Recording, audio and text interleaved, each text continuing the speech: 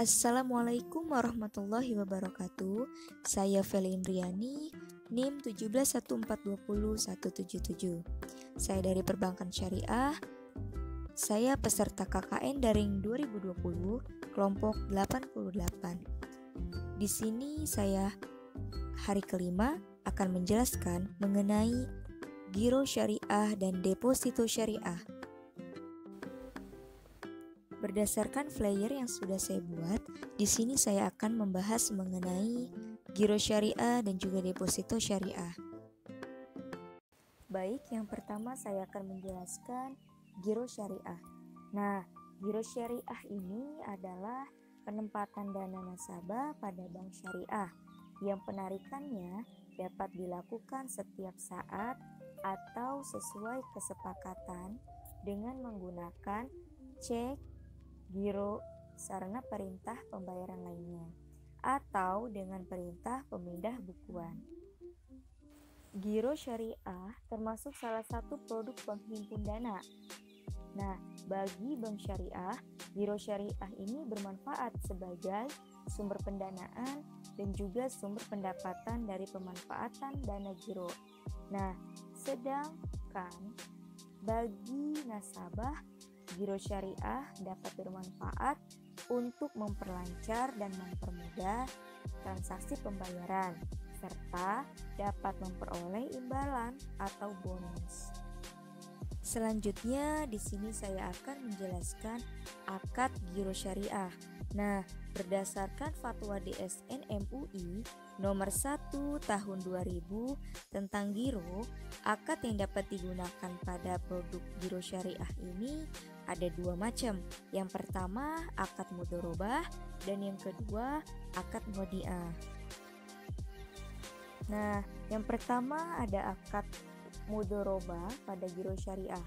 Nah, akad mudharabah pada giro syariah ini adalah akad kerjasama antara nasabah sebagai penyimpan dana atau sahibul mal, sedangkan bank syariah sebagai pihak yang mengelola dana atau mudharib. Nah, ketentuan giro syariah ini menggunakan akad mudharabah ini sebagai berikut. Yang pertama adalah dalam transaksi ini nasabah bertindak sebagai sahibul mal atau pemilik dana, sedangkan bank sebagai mudharib atau pengelola dana. Yang kedua, dalam kapasitasnya sebagai mudharib, bank dapat melakukan berbagai macam usaha yang tidak bertentangan dengan prinsip syariah dan mengembangkannya, termasuk di dalamnya mudharabah dengan pihak lain. Lalu ada yang ketiga, yaitu modal harus dinyatakan dengan jumlahnya dalam bentuk tunai ataupun piutang. Yang keempat, pembagian keuntungan harus dinyatakan dalam bentuk nisbah dan dituangkan dalam akad pembukaan rekening. Yang kelima, bank sebagai mudharib menutup biaya operasional giro dengan menggunakan nisbah keuntungan yang menjadi haknya. Dan yang keenam, bank tidak diperkenankan mengurangi nisbah keuntungan nasabah tanpa persetujuan yang bersangkutan.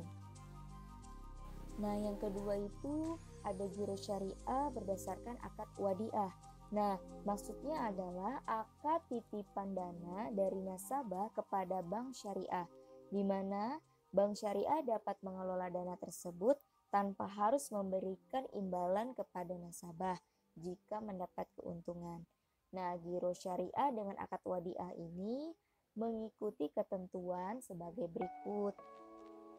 Di antaranya, yang pertama bersifat titipan, yang kedua titipan bisa diambil kapan saja, yang ketiga tidak ada imbalan yang diisyaratkan kecuali dalam bentuk pemberian yang bersifat sukarela dari pihak bank.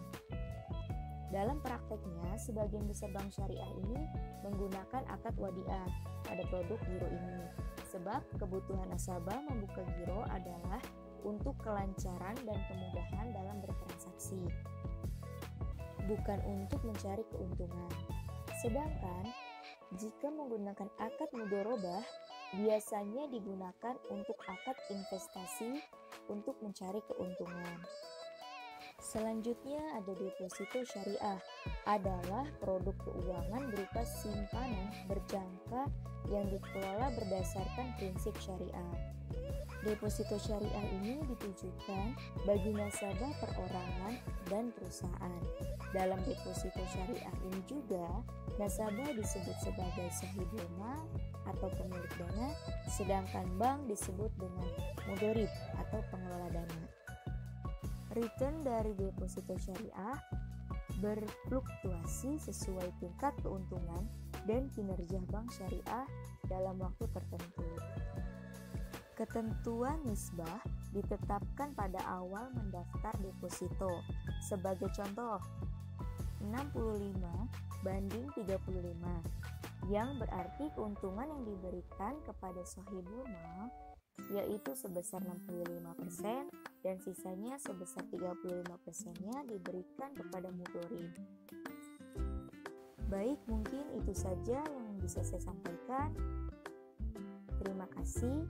Jangan lupa memakai etika saat berbatuk. Dengan kita menggunakan etika saat berbatuk, hal tersebut merupakan upaya dari kita untuk pencegahan penyebaran COVID-19. Terima kasih, kurang lebihnya mohon maaf. Wassalamualaikum warahmatullahi wabarakatuh.